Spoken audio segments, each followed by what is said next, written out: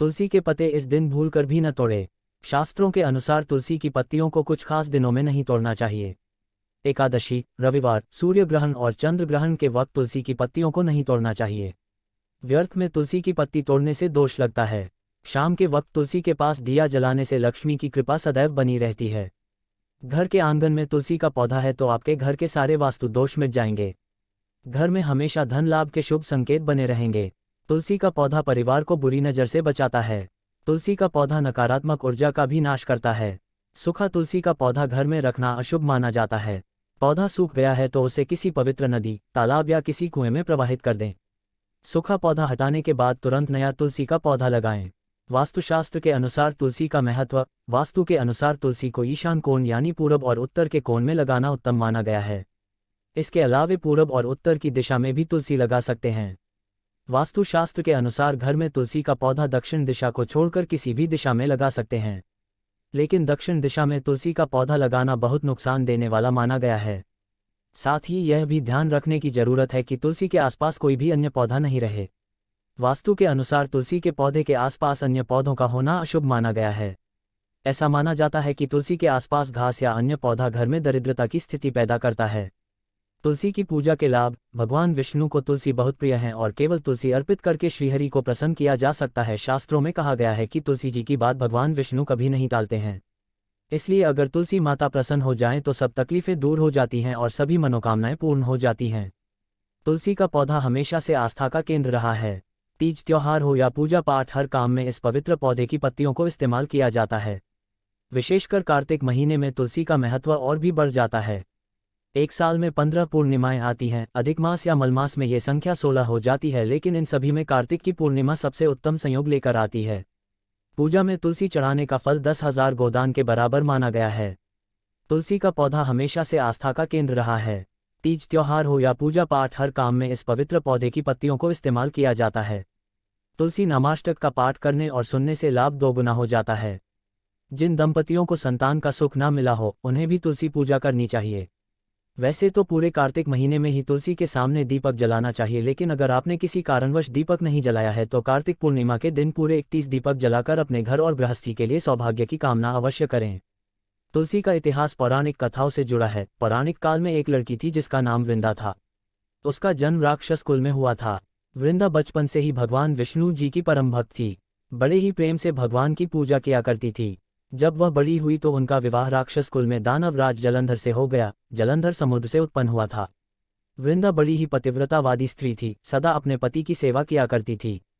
एक बार देवताओं और दानवों में युद्ध हुआ। जब जलंधर युद्ध पर जाने लगे तो वृंदा ने कहा, स्वामी आप युद्ध पर जा रहे हैं, आप जब तक युद्ध में रहेंगे मैं पूजा में बैठकर आपकी जीत के लिए अनुष्ठान करूंगी, और जब तक आप वापस नहीं आ जाते मैं अपना संकल्प नहीं छोड़ूंगी।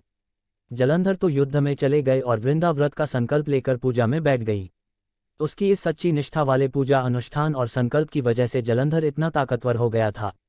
या फिर ऐसा कह लो कि वृंदा की पूजा जलंधर की रक्षा कवच बनकर रक्षा कर रही थी, जिस वजह से देवता उससे जीत नहीं पा रहे थे। सारे देवता जब हारने लगे तो सब देवता भगवान विष्णु जी के पास गए। सबने भगवान से प्रार्थना की तो भगवान कहने लगे कि वृंदा मेरी परम भक्त है, मैं उसके साथ छल नहीं कर सकता। पर देवता बोले, भगवान दूसरा कोई उपाय भी तो नहीं है, अब आप ही हमारी मदद कर सकते हैं।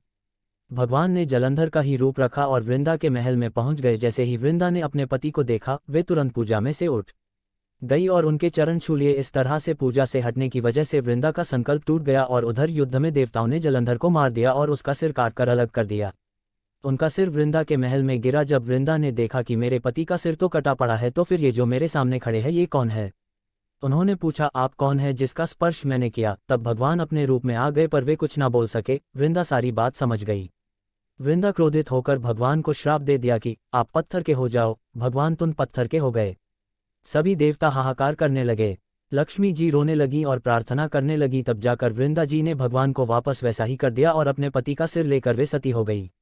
उनकी राख से एक पौधा निकला। तब भगवान विष्णु जी ने कहा, आज से इनका नाम तुलसी है और मेरा एक रूप इस पत्थर के रूप में रहेगा, जिसे शालिग्राम के नाम से तुलसी जी के साथ ही पूजा जाएगा और मैं बिना तुलसी जी के प्रसाद स्वीकार नहीं करूंगा।